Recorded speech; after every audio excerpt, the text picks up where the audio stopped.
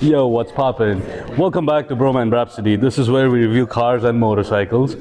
I'm the host for your motorcycles and the punk does the cars. Today we're at Indian Motorcycle Greensboro and this is Isa. How are y'all doing? Yeah, and what do we have today, Isa? Today we have the 2021 Indian Chief Vintage Dark Horse. And in today's episode, we're going to talk about the bike, look around it, see some of its cool features. I'll take it out on the road, share my thoughts with you guys. Then we'll talk about the cost of ownership and assign it a Bhromance score. So don't go anywhere. It's me, it's your boy Bro, and I am your Broman.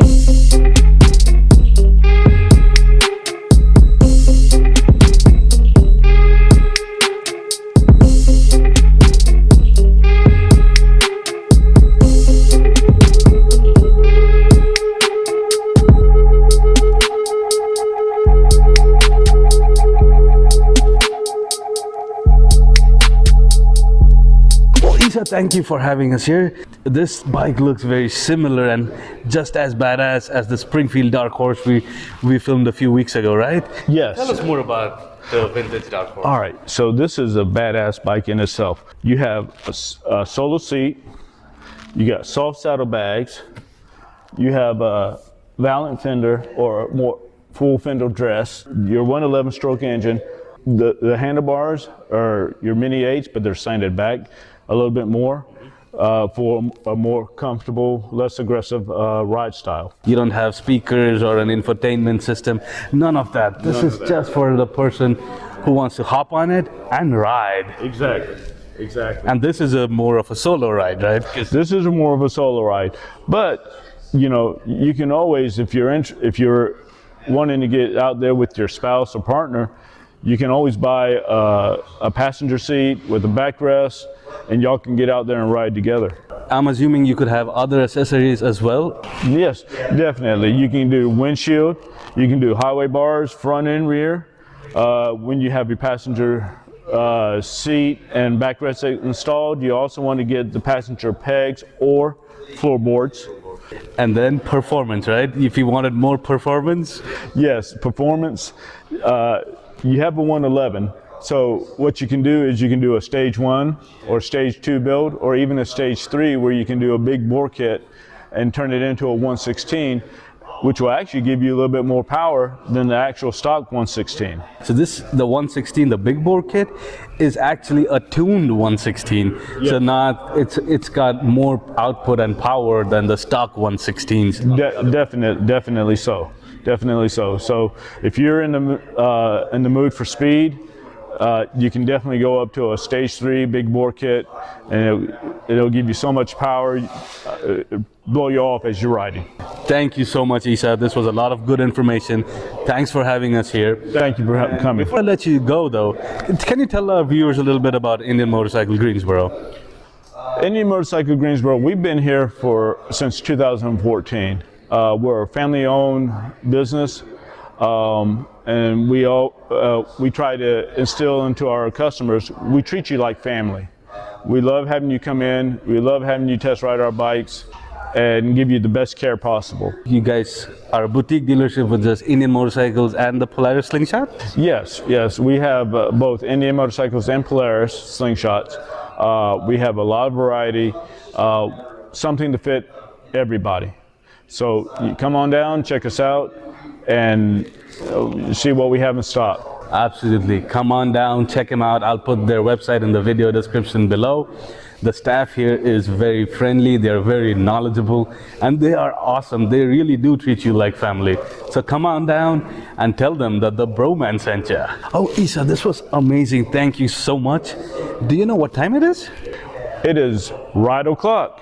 So go on, get out of here, man. Right o'clock indeed. I'll see you guys. It has the beautiful Valance fenders up front with the Indian headrest logo there. I love how slammed and how cool this bike looks, especially in this matte black finish. It looks gorgeous. I love this Indian logo on the tank. It looks like it's airbrushed in. This looks very nice. I love it. This is a Dark Horse. Everything's blacked out. You have the solo seat. This is a solo rider's motorcycle. Amazing. Check out the soft saddlebags.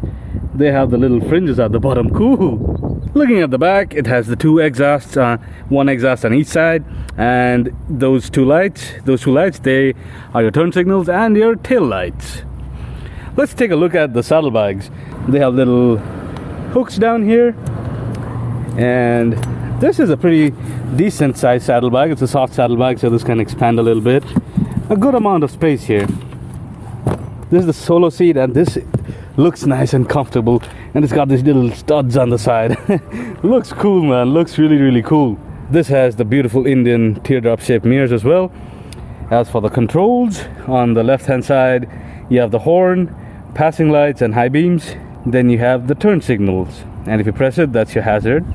On the right hand side you have the same teardrop mirror with your kill switch, start stop, and the cruise control. Up front, it does not have a dash, a windshield, none of that. In this center console, center piece, is you have this nice Indian motorcycle emblem, coin looking thing here, and then you have the power button. So press that and the bike turns on. This is your speedometer, and you have lights here for high beam, air messages, left turn signal, ABS, neutral, tire pressure, right turn signal, check engine light, and the kickstand light.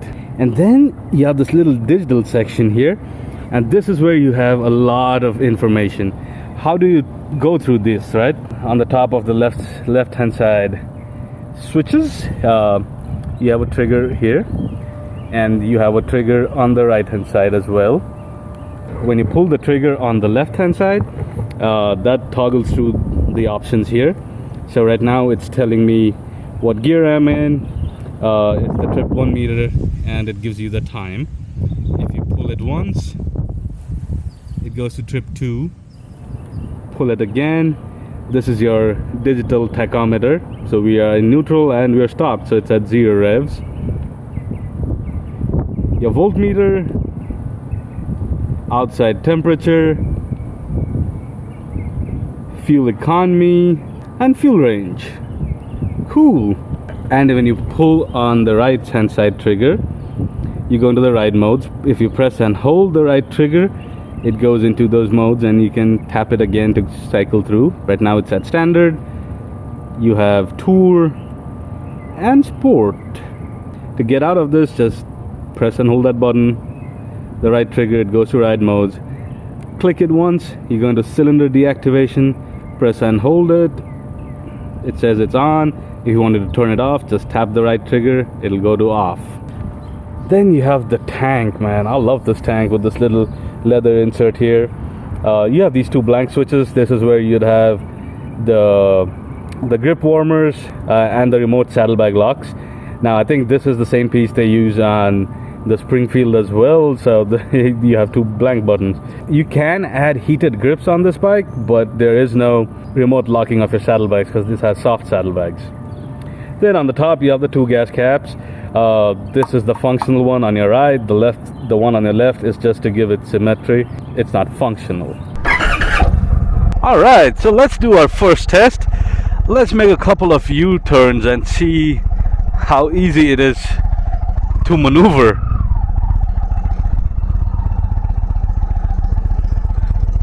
Ha ha ha ha ha ha ha ha ha ha ha.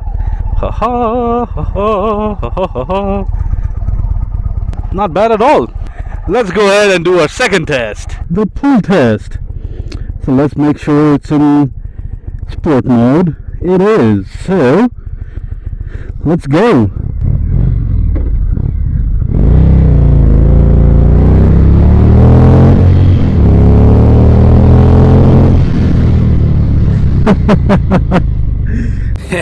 So this puts out about 119 foot-pound of torque and 92 horsepower.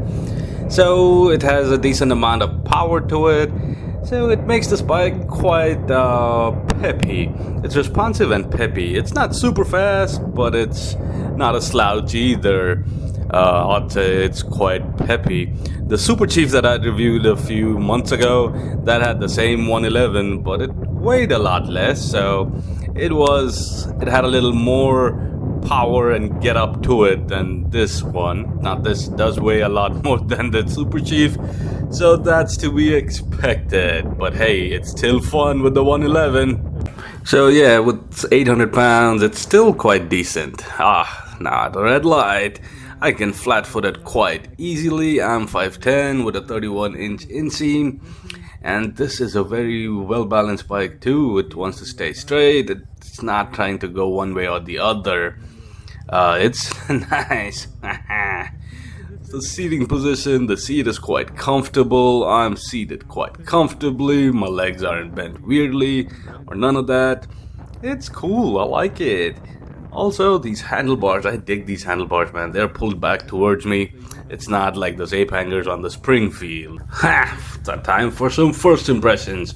Well, this does not have a fairing or a windshield, none of that. This gives you an view. It's an open view into the horizon, into the world all around you. You can see everything, and it's nice. Now, in terms of wind protection, there isn't any. I'm getting a lot of wind in my upper body, legs, torso, head, all of that. And on a pleasant day like today, it's perfect. It's not an issue. And it's going to be awesome on warmer days or hotter days as well. On colder days, you might need to get a windshield, but hey, it'll still work. And this bike, man, this is a very well balanced bike. Here, let's go, turn, yeah. Easy peasy. Man, all of these Indian motorcycles, they are so well balanced, I tell you. And then there's the engine characteristic. I love the chugga chugga chugga sound that these Indian motorcycles make, and any of these American V-twins make. It has that nice chugga chugga chugga sound. It makes it so cool. And you know, these are cruisers, so as you're cruising along the road and with the little chugga chugga chugga going on in the background, it just makes you feel so cool, or at least it makes me feel so cool. Let's get back to talking about the balance of these bikes, man. These are very well balanced bikes. Now, you can't flick them around like you would do on a sports bike or a naked bike or something like that, but on these, once they start moving, they are very, very receptive to your feedback, and you can play around with it. Can you use this as a commuting bike or your daily rider? I think you could. This suspension is awesome. The seating position is really good, and the seat is comfy. The handlebars are pulled back towards you. You don't have a windshield, so there's some wind, but it's nice. And you have saddlebags that have a decent amount of storage space in them. So yeah, overall, this could be a great daily driver or a commuting motorcycle even. And the best part about this bike is like it's happiest in the mid-range. It does not have a crazy amount of power. It has some power, of course, but it's very comfortable just cruising along and just chugga chugga chuggaing along. That's where this bike shines, like really does. This has a 25-degree rake angle, so that makes this quite easy to maneuver. And yeah, this should be great for your daily commuting, daily riding. See, I'm riding on the highway now at highway speeds. It's not bad at all. It picks up power quite well. This has 6 gears, and the 6th gear is your overdrive.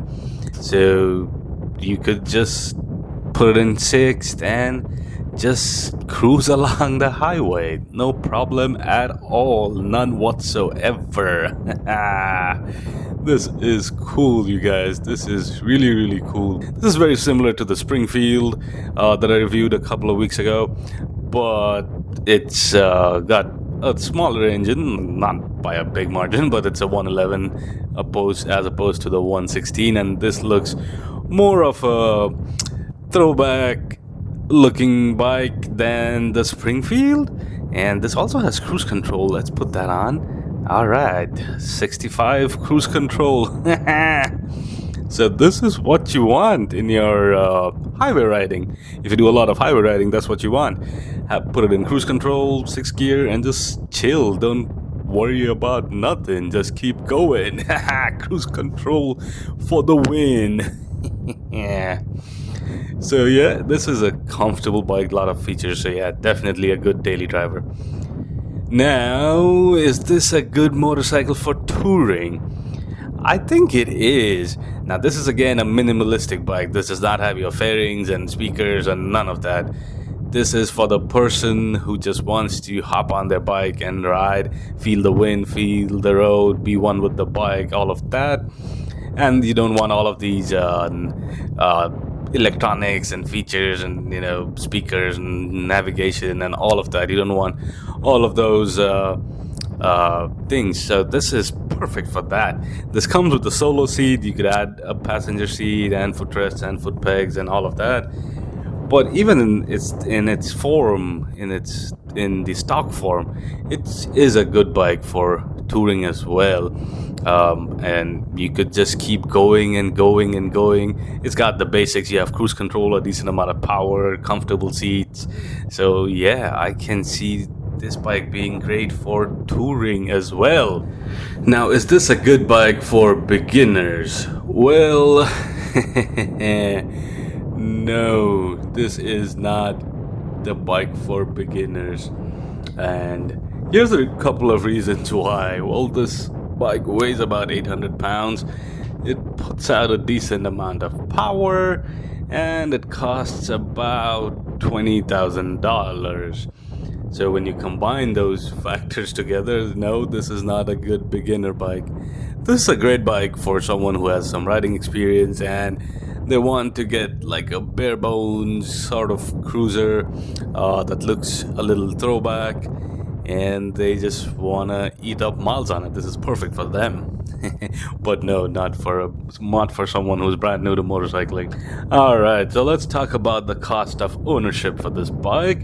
This requires a service every 5,000 miles, and the service at your local Indian dealer should cost you about $260. The tires on this motorcycle should last you about 10,000 miles. I think these have the Metzler Cruise Techs. A set of tires, front and back, should cost you about $500. That includes installation. So let's assume that you ride 5,000 miles a year. Your cost of ownership over a 2-year period would be 2 services, so that's $520, and a set of new tires, that's $500. So that total of $1,020 divided by the number of days, it's about $1.4 a day. Now let's assign it a score, shall we? Well, on the looks, it's a 9 out of 10. On the Braap, it's an 8 out of 10. On the maintenance, it's an 8 out of 10. And on the comfort, it's a 9 out of 10. For a combined Bhromance score of 8.25 out of 10. The Indian Vintage Dark Horse. Just like its cousin, the Indian Vintage, it looks cool and it has that throwback design to it. It's quite minimalistic. You can add a few things to it. You can have a windshield, backrest, passenger seat, all of that. But this is that vintage looking throwback minimalistic cruiser that you can just eat up miles and miles. Well, guys, keep your knees in the breeze and I'll see you next week.